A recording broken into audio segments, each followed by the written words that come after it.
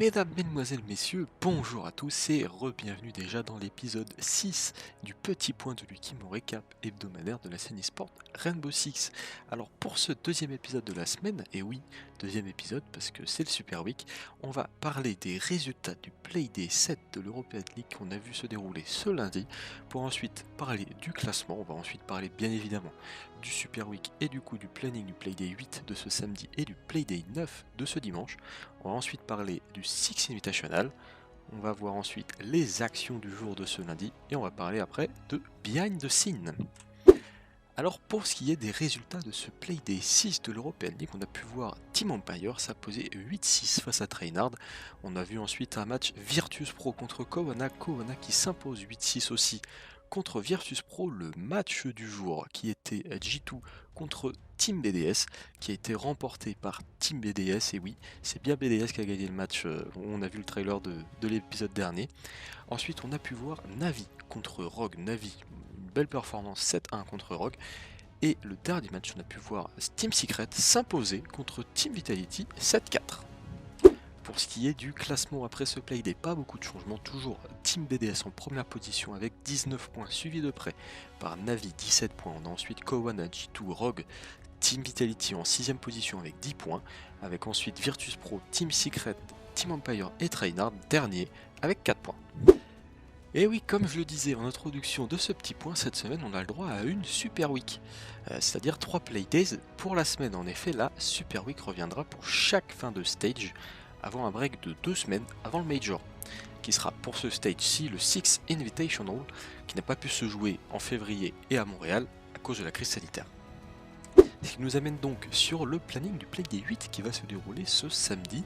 On va voir dès 16h s'affronter Team Vitality contre Trainard, suivi de Navi contre Team Empire à 17h15. On va voir ensuite Virtus Pro contre Team Secret à 18h30, pour enchaîner sur un match G2 contre Rogue à 19h45, et le match du jour qui se joue en dernier à 21h, Team BDS contre Kowana. Et bien le lendemain, qu'est-ce qu'on aura? Et bien on aura Trainard qui va venir affronter Rogue à 16h, suivi de Team Empire contre Secret à 17h45. On va voir ensuite Virtus Pro contre Team BDS à 18h30 pour enchaîner sur le match du jour Navi contre G2 à 19h45. Et pour finir ce Stage 1 d'European League, on va voir s'affronter Team Vitality contre Kowana à 21h. Les informations de dernière minute viennent de tomber concernant le Six Invitational 2021. Ce qu'il faut en retenir, c'est que le Six Invitational est maintenu de 11 au 23 mai, sans public bien évidemment, au Palais Brongniart à Paris. Et oui, après le Major, la France accueille le Six. De même, et c'est là la variable la plus importante de ce communiqué, c'est que si les vols en provenance du Brésil sont interdits, eh bien le Six ne se déroulera pas aux dates prévues, car la direction a pris la décision de jouer avec obligatoirement toutes les équipes en LAN, ce qui est une très bonne décision. Pour rappel, voici les groupes des équipes qualifiées au Six Invitational 2021 qui se sont donc qualifiées en fin d'année dernière. Pour ce qui est de l'Europe, on a BDS, Empire, G2, Virtus Pro et MCurse qui sont qualifiés. Dirza qui push au contact, Dirza qui va aller chercher dans le sky, qui va aller mettre une première tête sur le stick, la deuxième, ça va pour Dirza la troisième, mais oui, émotion. C'est tout bizarre dans le vent. Ça c'est la science, ça me fait tout bizarre dans le vent. C'est clairement en train de me faire tout bizarre dans le vent. C'est le point de P4 avec Amaro, il va se faire revive, malheureusement Draven a réussi à se chicaner sur le Gabi, 1-3-3, plante en cours, et la remonte de prendre au palais escableux.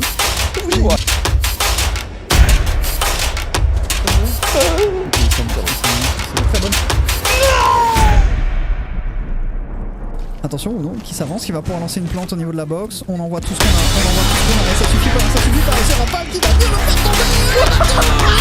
Qui n'aura pas la mur. C'est pour le fort. Il arrive à passer Rafale, il arrive à passer avec un ouvert des amis face à ce punch. La plante qui est en cours, Rafale qui doit absolument tenir la terre, Rafale qui doit absolument tenir la terre. On s'est raconté de passer Rafale, il a réussi à planter ce diffuseur Rafale. Il prend la fond sur le reste, il est qui va devoir prendre la deuxième. Qui passe ici, on ne compte plus que sur Rafale pour assurer Oh non! On parlait dans le sommaire à l'occasion de la fin du Stage 1 de l'European League, une toute nouvelle série de vidéos a vu le jour intitulée Behind the Scene. Pour ce premier épisode, on peut voir un mini reportage avec la Team Vitality, leur préparation, leur vie au quotidien. Je vous le conseille grandement, il est très intéressant. on top of the VOD reviews and the strap building and everything else alongside it. It's very difficult.